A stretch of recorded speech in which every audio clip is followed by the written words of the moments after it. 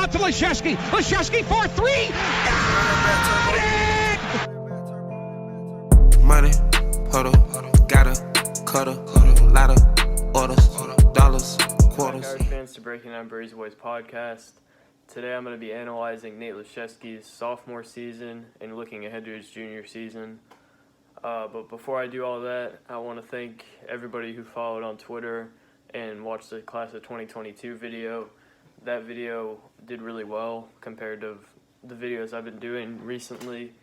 So that was a big video for me. That was cool. I'll definitely be doing more recruiting videos since you guys are seeming to like that. So now let's get into Nate Laszewski. So Nate's a really interesting case. He isn't a guy that's produced a lot, but he was part of that Big Four, Big Five that Mike Brey got in 2018 with Carmody, Goodwin, Hub, and Chris Doherty, I guess you could say. But Nate probably has the highest ceiling out of them. He was ranked the highest out of all of them at number 54 by ESPN. He's a 6'10", 255-pound stretch four, which gives him a lot of flexibility. He can play the five. At least I hope he can play the five. He's just really versatile. He's athletic. He can shoot.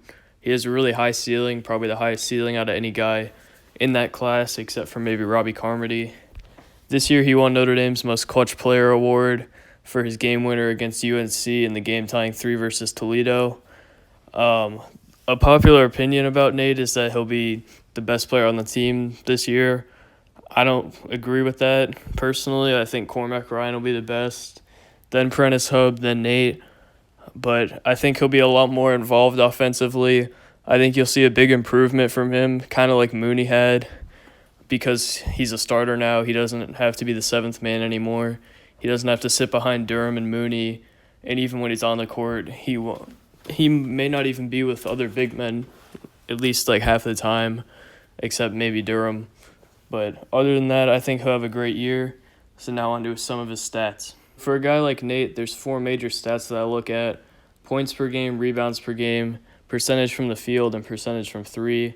So as you can see on the screen, he had 7.4 points per game, 4.6 rebounds per game, and he shot 41% from the field. In addition to that, he also shot 31% from three. So one of the main things I look at when assessing if the season was successful is how much better did he get statistically, or did he get worse? So he had a 8.8 point per game increase, almost a point. Not ideal for a guy who wasn't a freshman anymore. He's a sophomore. 0.7 rebound per game increase. It's fine. He had Mooney on his team. 2% increase from the field. Not a huge deal. You would like that to go up. I think it probably will go up next year. And he had a 2% decrease from three. That's pretty concerning, but you have to live with it. Not too much better overall.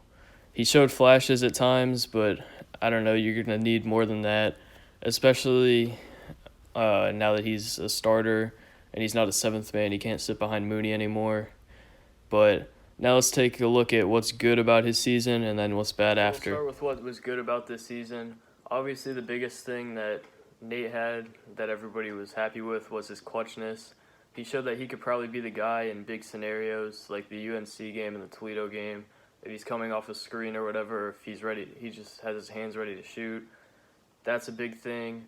Another thing is he flashed in a couple games, specifically the 2 Wake Forest games. The first one he played great in. He had 18 points on 6 of 8 shooting from the field and 3 for 5 from 3, which is amazing. We would love to see more of that. He also guarded Olivier Sarr for a lot of the second half and did a really good job.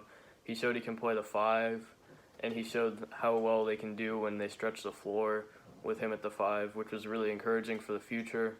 Obviously, we would like to see that more consistently, but at least he showed us the one time. Hopefully this season we see more of that.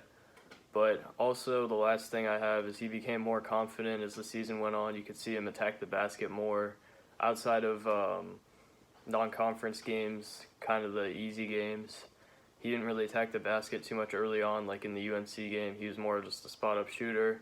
But Brey kept talking about on the radio show pretty much every week. He would talk about how much more confident he was and how he loved his aggressiveness and that he was a lot more confident in Nate and the sophomore class in general as the season went on because of that. Now let's go into the bad. I guess you could say it was good and bad even this year. He didn't really improve much statistically, but I guess you could say that's just because of his role. You definitely would have liked to see him get to maybe even like 8 points per game. He didn't even have a full point increase or a full rebound increase, but he's really going to have to improve that. Another thing is his three-point percentage went down. He took a similar amount of attempts, and the percentage went down, so that's not good. But not too much has changed, in my opinion, since his freshman year, for the worse. He didn't get injured. He wasn't super consistent, but you can't really expect your seventh man to have a ton of points off the bench consistently. So now on to, was it successful? Overall, I wouldn't say it's successful. I also wouldn't say it's unsuccessful. His stats barely went up. He had less than a point increase, like I said, less than a rebound increase. I would say he was good for his role. I wish he would have flashed more. I wish we would have seen him play the 5 more. But, yeah.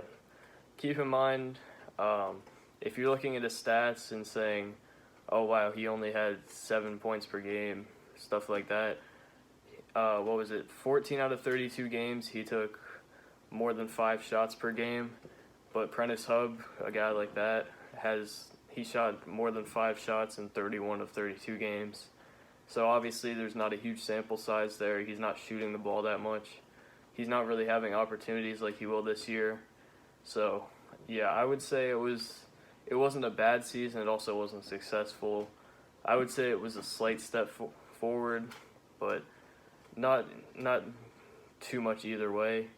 So now let's go into why I think he can make a junior year leap. Sorry. So before we get into what I think constitutes a successful junior season for Nate, here's some reasons to believe that he can actually make the sophomore to junior year leap like other guys in the program, like Mooney. So first, I would say he got his role increased. He's now an unquestioned starter. He was getting sort of starter minutes, but he wasn't a starter. He'll probably get a ton of minutes this year now that he won't have to compete with Mooney for minutes. I think that's probably the biggest thing. Another thing is that a lot of Notre Dame guys make that sophomore to junior leap. You've seen guys like Mooney make it and a couple other guys. I would even say that he probably has a higher ceiling than Mooney just because of his skill set. He was ranked way higher than Mooney was coming out of high school. You've seen his athleticism, his length, all stuff that Mooney might not even have. He's probably a better shooter than Mooney. He actually had a better three-point percentage than Mooney already.